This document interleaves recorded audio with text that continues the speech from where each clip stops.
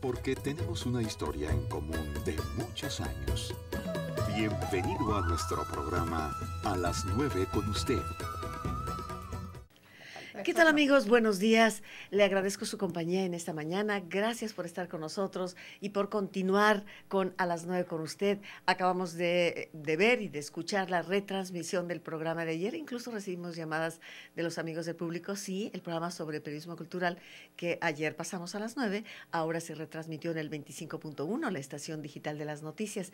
Y ahora aquí en vivo con todos ustedes en la estación de la cultura, 24 horas de cultura, 25.2.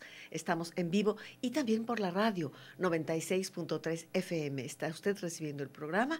Agradezco su compañía. Recuerde que también a través de la red en c7jalisco.com puede escuchar y ver nuestro programa. Y como ocurre el primer miércoles de cada mes, estamos hablando de problemáticas psicológicas en nuestro siglo XXI, gracias a la presencia de la Asociación Psicoanalítica Jalisciense. Y ya están con nosotros, de Guadalajara, en 2 ocasiones he mencionado, sí, de Guadalajara.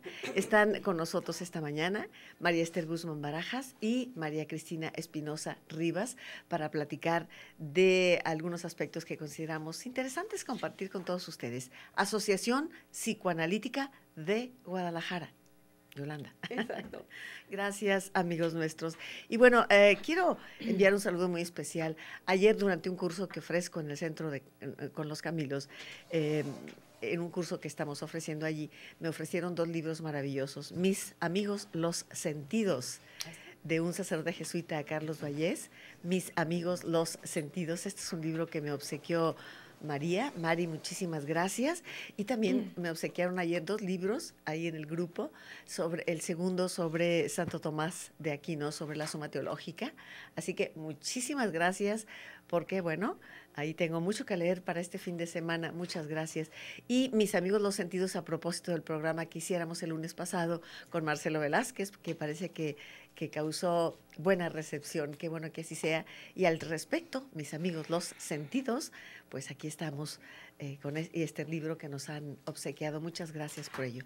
Les decía que están entonces María Esther Guzmán Barajas y María Cristina Espinosa Rivas.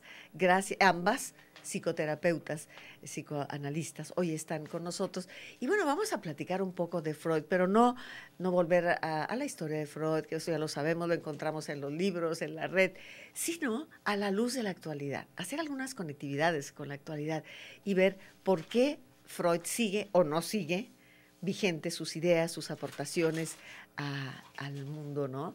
Ya sabemos cómo en el siglo XX, bueno, su presencia es fuerte, se impone. La pregunta es, a la luz del siglo XXI, ¿qué podemos decir de Freud? La influencia del pensamiento freudiano en la cultura actual. Freud no solo nos ofrece el psicoanálisis, la técnica, la clínica, psicoterapéutica, sino que abre nuevas corrientes, nuevas formas de enfrentar problemas culturales. Esto es interesante. Entonces, sus reflexiones sobre la religión, la sexualidad, la homosexualidad, incluso la locura, las etnias, en fin, diversas aportaciones que lo hacen destacar entre los pensadores del siglo XX. La pregunta es, a la luz del siglo XXI, ¿cuál es la vigencia? ¿Cuál es la vigencia de Freud? ¿Nos puede dar respuestas? ¿Pueden esos caminos abiertos ser transitados a la luz del siglo XXI? Vamos a ver qué nos dicen Claudia Fernández, Ángeles Rodríguez, Víctor Hugo Barbosa en el apoyo del elenco, del equipo. Me refiero a, en la producción, repito, Claudia Fernández, Ángeles Rodríguez, Víctor Hugo Barbosa. Y hoy con nosotros como invitados, María Esther Guzmán Barajas y María Cristina Espinosa. Buenos días, Asociación Psicoanalítica de Guadalajara. ¿Cómo están, muchachas? ¿Todo bien? Sí, todo bien. ¿Qué me dicen de esta introducción que hemos dado? ¿Cómo podemos relacionarnos con la obra de Freud? Y resiste el paso del tiempo, ha sido superada su obra. ¿Cuál es la situación actual en relación con el pensamiento freudiano y los problemas actuales del siglo XXI? ¿Quién inicia? María Esther Guzmán. Muy bien. Bueno, en primer lugar, muchísimas gracias por invitarnos a la asociación a platicar un ratito sobre la obra de Freud, que es el psicoanálisis, ¿no? La creación del psicoanálisis, que es justamente la investigación del aparato psíquico desde el inconsciente. ¿Y por qué sí sigue vigente? Bueno, sigue vigente porque el aparato psíquico no ha cambiado. O sea, el ser humano seguimos siendo los mismos, con deseos, con pasiones. Pulsiones. Con pasiones y pulsiones, que es diferente. El hecho de que la cultura vaya cambiando, lo único que hace es generar nuevas formas de manifestación de la problemática psíquica, o sea, a través de patologías diferentes, pero en esencia el ser humano sigue siendo el mismo. La cosa es no que Freud o toda su creación haya quedado caduca de ninguna manera, sino que se ha seguido generando desarrollos teóricos. Existen bastantes pensadores posteriores a él, que siguen trabajando sobre sus desarrollos, sobre el inconsciente, sobre la pulsión, sobre los sueños, sobre la patología, y aplicándolo ya más a las patologías actuales. Y tal vez hasta completando aspectos en los que hubo un vacío, como la sexualidad femenina, quiero pensarlo, ¿no? Como la psicosis, como todo el desarrollo, con el trabajo con terapia de niños, de parejas, de familias, de grupos, que en ese momento Freud no lo hacía, ¿verdad? ¿Qué nos dices al respecto, Cristina? Sí, bueno, pues gracias también por la invitación. Pues continuando como con todas estas ideas y desarrollos, la ventaja de Freud, ¿no?, fue que en esta puesta, ¿no?, de su teoría, la base, siempre como que la dejó con una posibilidad abierta de seguir investigando, de seguir aportando, o sea, no la dejó cerrada. Entonces eso ha dado como oportunidad a que todos los teóricos posteriores a Freud pues le han ido agregando, han ido, o sea, pensando todo lo que se puede como cuestionar siempre, ¿no? O modificar incluso. O modificar, así es. Porque si bien decía María Esther que el ser humano es el mismo en sí, claro, pero el pensamiento sobre el ser humano es el que ha ido cambiando. Es el que cambia. Claro. Claro. Ahora, uno de los fundamentos, pensando en esto de el inconsciente, el descubrimiento del inconsciente, pues es la base, ¿no? Lo otro es la sexualidad.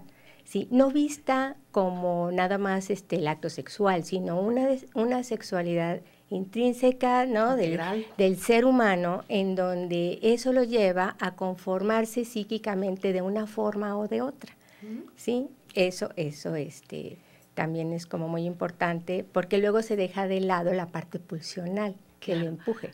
Y bueno, qué interesante, María Esther, María Cristina. Y por otro lado, bueno, pensemos que el ejercicio de la sexualidad en todos los campos, estamos hablando de toda la integralidad, vamos, de la sexualidad, pues era muy diferente en la época de Freud que en la actualidad. El siglo XXI ha visto abrirse puertas y luchas de expresividad de la sexualidad que no se veían en la época de Freud. Así es. ¿Qué nos dice la teoría freudiana en relación con todo esto, María Esther? Con toda con estas nuevas maneras de relacionarse del hombre del siglo XXI. Bueno, en general las resistencias siguen existiendo, o sea, las resistencias personales, individuales o sociales. De todo tipo, o sea, las resistencias personales justamente provocadas por todo el influjo social. O sea, para poder vivir en una cultura, en una sociedad... Por el malestar de la cultura. Exacto. Tenemos que abstenernos de realizar ciertos deseos, ¿no?, llevarlos a cabo, a fin de ser aceptados por ese medio. Y eso también va cambiando de acuerdo al avance, bueno, a la época actual. Es muy diferente, como decías, en la época victoriana, de Freud, la sexualidad que estaba absolutamente reprimida. Ahora vemos al revés, que está tan suelta que pasamos a otro tipo de trastornos y vemos ahora, nosotros le llamamos patologías de acción, en donde se dificulta pensar, en donde pasamos al libertinaje sexual, en donde hay una gran problemática para tolerar la frustración, para tolerar la espera, y que lo vemos desde estar pegados a la internet, que es lo más común y corriente, por ejemplo al teléfono o demás, hasta pasar a abuso de drogas, de sexo, de relaciones con los demás, de estar pegados a una persona también. Bueno, estas serían como nuevas formas en donde se va manifestando la patología, provocadas por las relaciones sociales y la actualidad en la que estamos inmersos de todo el desarrollo tecnológico, cultural, social, etcétera. ¿Qué me dices, Cristina? Sí, bueno, eso da como resultado, conforme a cómo se fue desarrollando el individuo, ¿sí? Puede tener o no la predisposición para que este ambiente social intervenga y llegue, por ejemplo, a las drogas, a un tipo de relación. O sea que fundamentalmente es muy importante cómo se estructura su aparato psíquico, cómo se constituye, cómo es su funcionamiento, dado desde esa primera relación que tiene con la madre, ¿no? Entonces, si tiene un buen funcionamiento, si es una madre que puede como dar todo lo que necesita el niño para poderse conformar desde adentro, lógicamente que aunque el siglo XXI esté dado como por toda esta patología, pues difícilmente va a poder llegar a ese tipo de acciones. O sea, no va a dar una respuesta como todos, ¿no? Y se va a quedar pegado al internet, sino que va a poder esperar. O sea, dependiendo de cómo sea estructurado, si tolera la frustración, pero viene desde antes. Siguen siendo esos primeros años, siguen siendo la base, fundamentales para el resto de la construcción de la persona. Sí. Vamos a ir a un corte y yo les recuerdo los teléfonos. El teléfono 3030-5350 es el teléfono. Hoy con nosotros María Esther Guzmán Barajas y María Cristina Espinosa de la Asociación Psicoanalítica de Guadalajara. Ojalá usted quiera participar con nosotros, formular su pregunta y participar de esta conversación de su programa Las 9 con usted es en C7 Cultura. Vamos a ir al corte de los primeros 15 minutos y regresamos con usted. A las 9 con usted. Regresamos. Nos estábamos hablando y seguíamos conversando aquí durante el corte de la vigencia del pensamiento freudiano. Y si antes se hablaba de neurosis, ahora se habla de patologías de acción, que estamos viendo y vamos a ver que nos expliquen nuestros invitados María Esther Guzmán Barajas y María Cristina Espinosa a qué se refiere con patologías de acción y cómo se dan en el siglo XXI. A diferencia de una época en la cual había un moralismo exacerbado, y de pronto viene soltar el péndulo y se va hasta el otro extremo, vamos a tratar de comprenderlo en el marco del pensamiento freudiano. Esther, ¿quieres comenzar con esa explicación? ¿Qué son las patologías de acción correspondientes al siglo XXI? Bueno, patologías de acción, hablamos en donde predomina principalmente la actividad muscular, el hacer en lugar del pensar. Por eso se habla de la acción. El hacer. Se hace en lugar de constantemente pensar. Llenar tu vida de hacer. Así es. En Pero lugar de pensar. sin ir acompañado de una reflexión, de un pensamiento acorde a eso que se está realizando. Y así podemos ver que hace un momento comentábamos fuera del aire de ese primer encuentro entre madre y bebé que es definitivo para la constitución de su aparato psíquico, en donde el bebé recién llegado al mundo, que no tiene una construcción interna todavía, que ni siquiera tiene conciencia de su propio cuerpo, ni tampoco puede discernir sobre lo que está proveniendo de adentro de él, si tiene dolor, hambre, frío, etcétera, mucho menos a veces de lo que ocurre fuera de su cuerpo, de su psiquismo, que tiene que ver con la madre y con lo que lo rodea.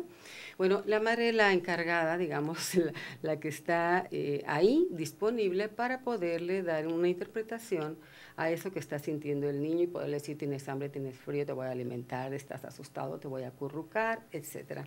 Si eso no se da, eso nosotros le llamamos que eso le va a generar una contención, un freno a todo ese desborde interno que el niño está sintiendo. El caso de una madre asertiva, una madre cuidadosa de ese aspecto. Que se pueda poner en su lugar, que sea comprensiva, que sea tranquila, tolerante.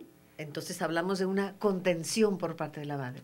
Yo contengo a mi hijo, a mi criatura, y es ese terreno seguro que lo contiene y le va reflejando lo que el niño siente y es. Así es. Bien. Ahora, a partir de ahí, el niño va a poder después pensar respecto a eso, que la madre acordemente le está traduciendo en base a lo que él está sintiendo.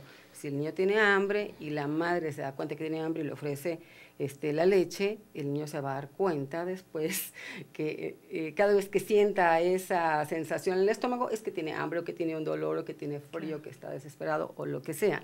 Y poder acompañarlo de una idea. Bueno, vemos el nacimiento del pensamiento, cosa que no se da y que es muy importante para que uno pueda salir de sus problemas. O sea, si uno puede pensar, uno puede tratar de encontrar una solución al conflicto que se le presenta, ¿no? Haciendo modificaciones externas o internas. Pero si uno no tiene un pensamiento porque no se dio ese encuentro benéfico entre madre y bebé, no se va a poder llegar a que haya un pensamiento y por lo tanto en el momento en que aparezca un estímulo de acá interno, que nosotros llamamos pulsión o algo que venga de afuera, por mínimo que sea, van a desconcertar a la persona, lo va a sentir niño, como al joven, al adolescente, al niño, quien sea, y lo único que va a hacer es como evacuarlo a través de movimientos, de acciones, de conductas que lo pueden llevar desde, como decimos, nosotros somos personas muy actuadoras que hacen, que hablan, pero no conectan lo que hablan con lo que sienten, no hay un pensamiento ahí, y que se meten en problemas con facilidad. Y ya llegando a los extremos, a patologías en donde predomine justamente la acción y no el pensamiento, como vemos que ante una sensación de desamparo hay personas que les da por comer y comer y comer y comer, y bueno, vemos problemas de obesidad grande, en lugar de pensar a la comida, qué estoy sintiendo, qué me está pasando, de angustias catastróficas, de adicción a alimentos, a drogas, etcétera, etcétera. Entonces, creo que queda esto muy claro. La madre en esos primeros años, en lugar de contenerlo al hijo, de reflejarlo, de irle mostrando el mundo, vamos. Así es. Tú decías en el corte, hay un abandono. Estamos viviendo en el siglo XXI un abandono. ¿En qué consiste ese abandono, Cristina? Bueno, o sea, lo podíamos pensar como paradójicamente, un abandono en tanto que no ejerce como su función de contención. Pero también puede ser contraproducente el que la madre se quede pegada, ¿sí? Y que también no le dé un espacio a los hijos para que vaya aprendiendo a tolerar las frustraciones. O sea que la madre tiene que estar en un interjuego de presencia-ausencia, acorde al desarrollo, a cómo va a ir tolerando el bebé. O sea, poco a poco el niño va a tener que ir como internalizando a esa madre en nosotros decimos una representación, una imagen interna de ella, que en el futuro lo va a ayudar a que aunque la madre no esté, se pueda tranquilizar por sí mismo y no necesite de ningún objeto para poderse tranquilizar. O sea, eso tiene que ir en un presencia-ausencia y que pueda ir tolerando la frustración y esperar para que también se pueda dar el pensamiento.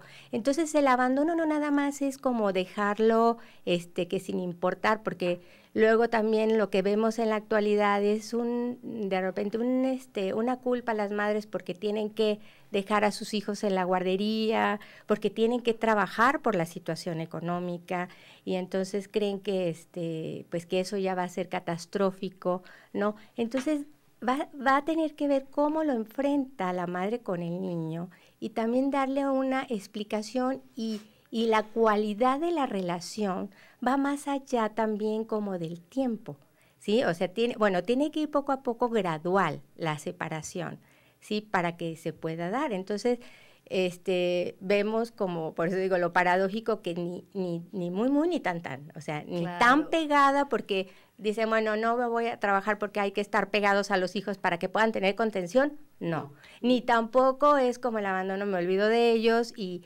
entonces sobre pretexto de que a los adolescentes ahora se les da toda la libertad del mundo, pues quedan en el abandono, ¿sí? Entonces, se requiere como límites, o sea, pensando en la adolescencia, como límites necesarios para que puedan ir y venir, porque ahí se vuelve a reeditar todo eso que ellos vivieron en la niñez, ¿no? Entonces, siempre es como constante. Entonces, después, no nada más es la función contenedora de los padres, sino de la escuela, de la misma sociedad, o sea, y que hay una función, sobre todo la función paterna, ¿sí? En donde va a poder haber un orden, ¿sí? Que es la que luego se pierde.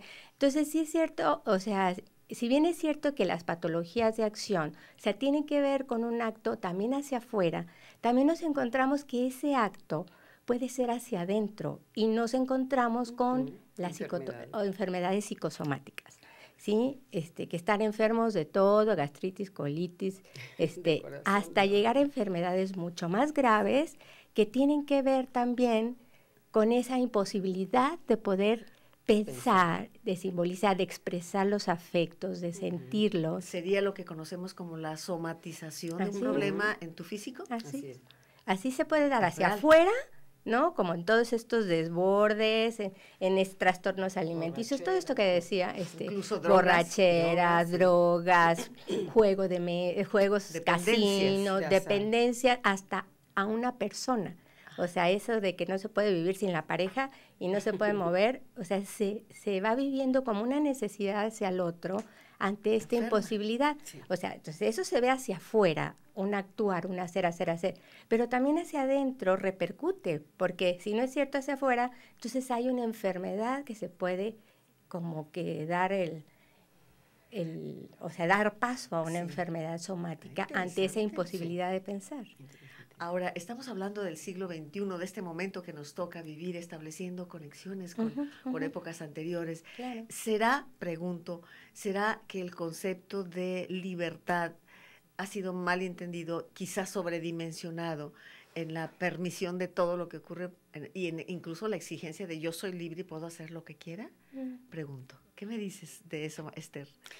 Pues sí, yo creo que se confunde. En realidad, uno es libre siempre y cuando pueda hacerse responsable de sus actos. Si no eres libre en realidad. Libre, por supuesto. Quedas preso de tus propias pulsiones, de tus propios actos, de tus propias pasiones. Y entonces, si hablamos de niños y de adolescentes, y de todo mundo, pero hablando de la formación psíquica del ser humano en este proceso de desarrollo, tenemos que ver que hay que poner diques, que hay que poner contenciones, frenos, y que no está a cuestión de pedido si hay normas o no. O sea, tiene que haber. No es que te guste o no, son las normas, existen. De lo contrario, eso enloquece, el que no haya límites, el que no haya pautas a seguir, el que no haya un encuadre que diga, mira, hasta aquí el programa empieza a las 9, y luego a las 10, primero tú hablas, luego yo, etcétera. Eso es enloquecedor si no sabemos ¿a dónde vamos? ¿A dónde ¿Qué vamos? estamos haciendo? Bueno, lo mismo sucede en la relación con los hijos. Claro. Entonces, la patología está puesta en los extremos, como decía Cristi, o ausencia total, desamparo total y permisividad absoluta, abandono, o una represión tan excesiva que tampoco permita vivir, un sofocamiento total del otro, ¿no? Sí. Entonces, tiene que ser una situación media, en donde haya una relación óptima que la madre pueda ir sintiendo en qué momento acercarse, en qué momento alejarse, de acuerdo a cómo el hijo la requiera. A ver, aquí nos encontramos con una situación muy especial. Y yo he escuchado decir a algunas madres, de pronto, no puedo conmigo misma, no he resuelto, y tengo que poder con los problemas del adolescente y del joven. Ahí viene cuando una personalidad no está totalmente integrada. Así es. O sea, ya viene arrastrando, que desde mi muy particular y humilde punto de vista equivaldría al pecado original. O sea, cuando vienes arrastrando eso de generación en generación, lo vas heredando, tus propios miedos, tus propios angustias, ¿no? Sí. O sea, me parece que esto puede estar ocurriendo. Entonces, ¿qué hacer en estos casos? ¿Qué pasa con esas patologías de acción cuando las detectamos en los jóvenes, en los adolescentes incluso? Y lo quiero todo de inmediato. Si aquí va tu celular, aquí va tu carro, aquí va, y además te mantengo. ¿Qué pasa con esto? Vamos a ir a un corte y regresamos en un momento. A las 9 con usted. Regresamos.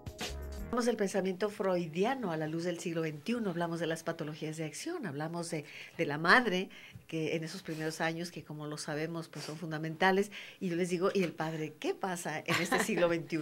¿Qué está pasando con el papá en este siglo XXI? A ver, ¿quién me dice? ¿Esther, Cristina? A ver, respira profundo. Respiro profundo, creo que al padre le está costando un poco más de trabajo en la actualidad, ya que la mujer ha invadido campos que antes, o está tomando campos que antes no le eran agresivo, que antes no le permitían, ¿no? Y está ingresando al trabajo, es importantísima, destaca en la cultura, en fin, en la ciencia y demás. Creo que al hombre le cuesta trabajo hacer un lugar a la mujer y desde ahí parapetarse y ejercer su función paterna también. ¿Todavía en estas épocas? Todavía. Eso no quiere decir que así suceda con todos. No, afortunadamente no. Afortunadamente no.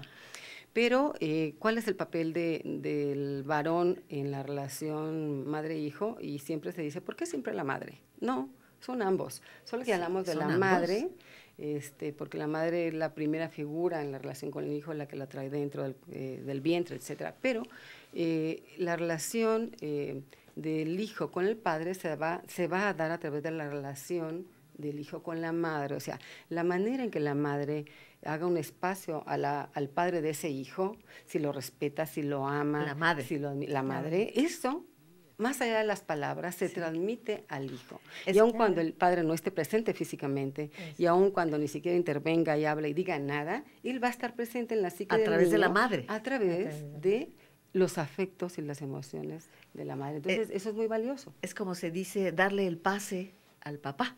En relación con el niño. Entonces, si una madre vive rencorosa o vive la figura paterna, esto se lo va a dar al hijo. Por supuesto, y aun cuando el padre sea un buen padre y sea amoroso y esté cercano al hijo, si la madre no le da su lugar, aunque manifiestamente lo haga, inconscientemente no, por detrásito lo desautoriza, el hijo, eso es con lo que se va a relacionar hacia el padre.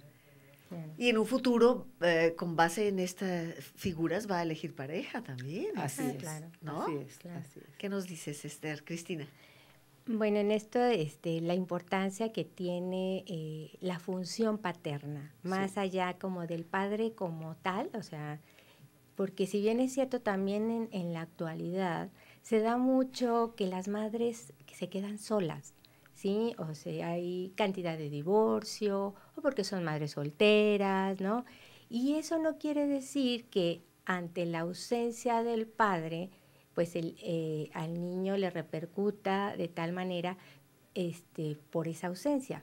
Si es que la madre, en esto que hablaba María Esther, ¿no? Sí tiene como esa función paterna internalizada, ¿sí? Claro. Y que el deseo no está puesto en el hijo como una persona sexual, ¿sí? Ahí ella puede darle oportunidad a ese hijo de hacer su vida, de desprenderse, de ir y venir. Soltarlo. Si hay un orden, si no se lo pega, si no busca la satisfacción de todos sus deseos en ese hijo. Incluyendo sus frustraciones. O sea, es como respetarlo con sus propios deseos, como aunque una persona, aunque vayan en contra de uno como mamá. Entonces es como poder dejarlo, ¿sí? Y poder hacer esos cortes que el padre tendría que venir a hacer, de que no se quede el hijo pegado a la madre, ¿sí? Entonces eso tiene que estar dentro de uno, ¿no? Como mujer, madre, para poder ayudarle al hijo a que crezca mejor, ¿no? Estamos hablando de patologías del siglo XXI, patologías de acción del siglo XXI. ¿Qué ha ocurrido en este siglo XXI? Estamos hablando de la familia, del padre, de la madre, con tantos jóvenes que estudian y luego de pronto no abandonan el hogar, allí permanecen, pero ya no quieren estudiar o no quieren trabajar, y están ahí un tiempo que podía prolongarse indefinidamente. ¿Qué pasa ahí y qué toca a los padres hacer, Esther? Bueno, eso tendría que ver con la adolescencia que se hace eterna, ¿verdad? ya no tiene mucho que ver con la edad en donde estamos acostumbrados a que más o menos la adolescencia empezaba entre 12 años por ahí y concluía por allá a los 20 años, 22. Sí. Ahora ya no, hemos visto que se ha hecho demasiado larga, pero también tiene muchísimo que ver con la cuestión cultural y con la cuestión pues sí, social, en donde muchas veces los jóvenes no encuentran empleo, hay una realidad en donde los obligan a quedarse, digamos, esa dificultad de hacerte cargo de ti mismo económicamente y poderte independizar, a veces obliga al joven a quedarse dentro de la casa. Pero y no es que sea malo, siempre y cuando él responda incluso económicamente con su participación como adulto que es. Así es. Pero sin embargo esto se va a agravar porque también esta dificultad para poder pensar y para poderse hacer cargo de sí mismo se extiende a otros ámbitos y si acaso en la realidad no hay trabajo, bueno, pero podrá haber otras cosas donde él pueda desarrollar su creatividad y a ver qué busca y a ver qué hace. Participar. Exacto, pero vemos que eso a veces no se da y se quedan mucho más cómodamente instalados en la casa, como si fuera un hotel familiar, en donde todo se les brinda, a la 1 de la tarde. todo se les da, y eso tiene mucho que ver también con los padres que a veces toleran, son cómplices, aunque sean inconscientemente, son cómplices de los hijos, y no empujan al hijo a que se independice y a que se vaya de casa, ¿no? A que vuele y que salga del nido. Eso lo vemos ahora. ¿Es muy frecuente? Sí.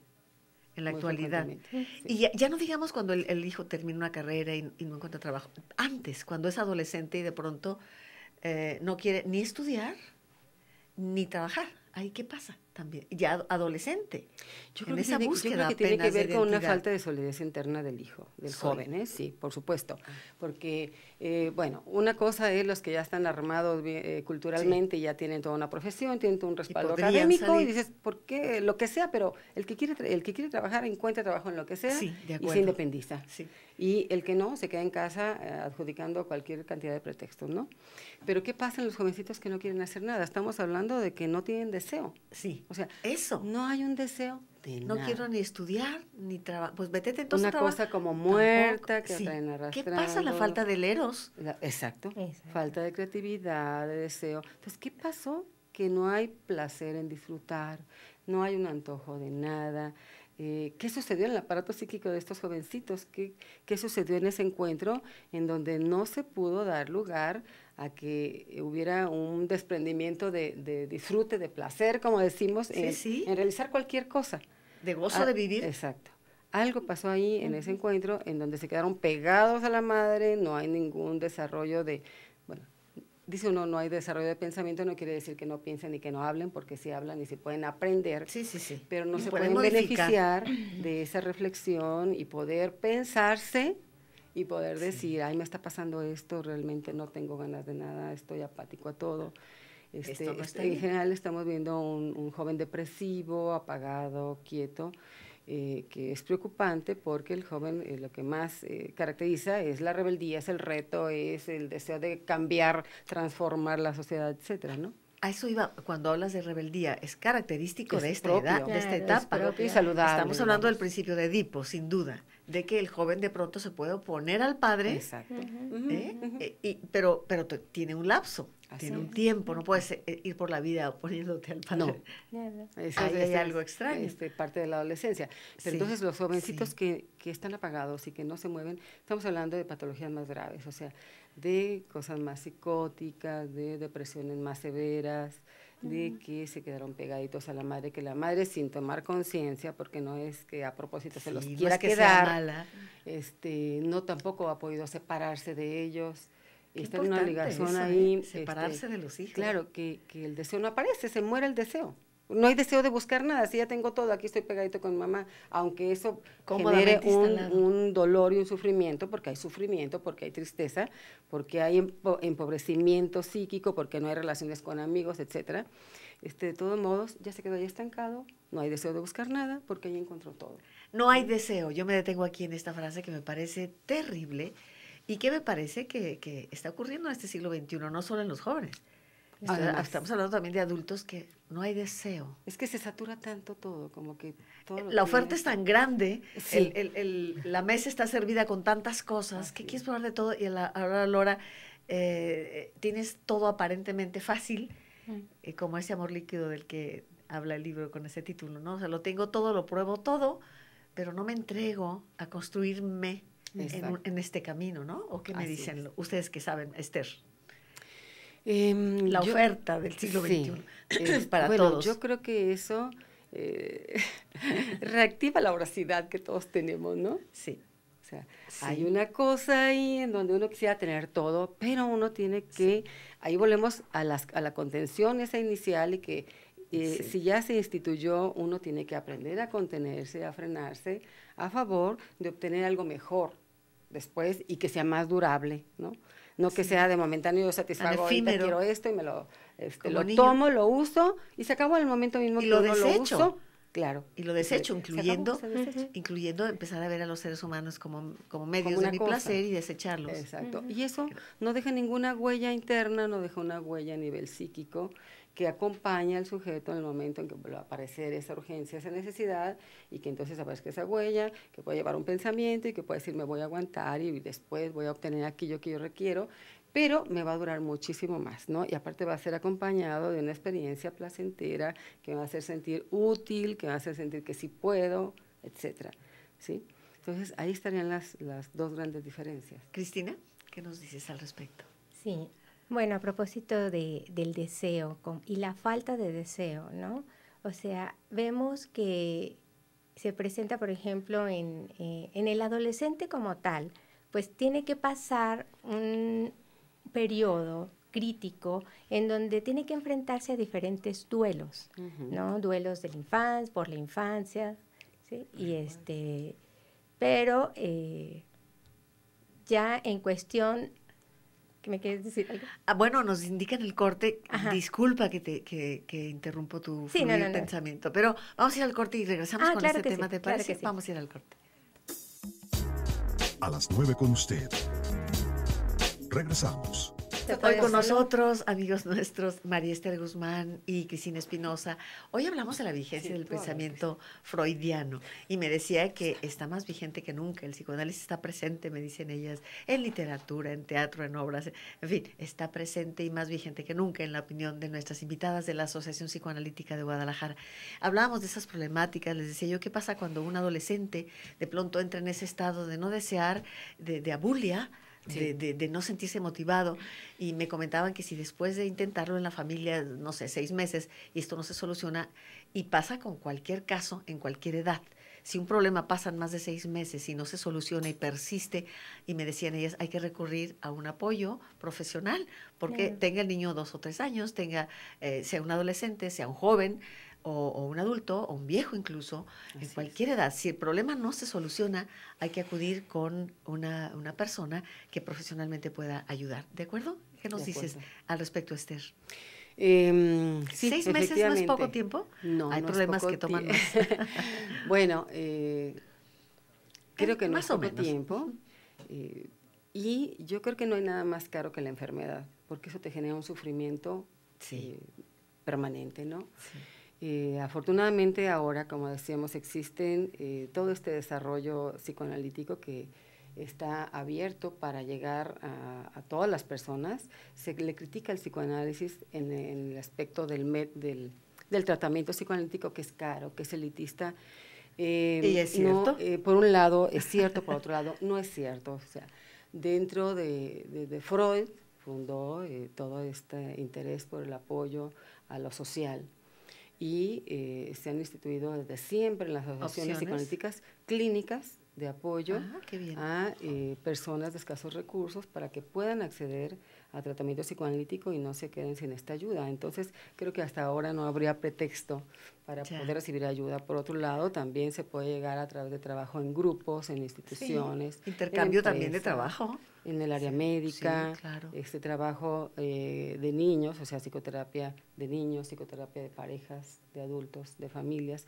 Hay toda una gama de ayuda, de apoyo para todas las edades. Y vemos también, y me parece interesantísimo, que cada vez llegan personas de mayor edad, de la tercera edad, como ahora se dice, 70, 75 años, que antes no llegaban a la consulta, ahora vienen a buscar ayuda. O sea, nos está hablando de todo este desarrollo, de todo este deseo de seguir viviendo mentalmente, que está muy presente actualmente. Y eso se me hace a mí muy esperanzador, la verdad.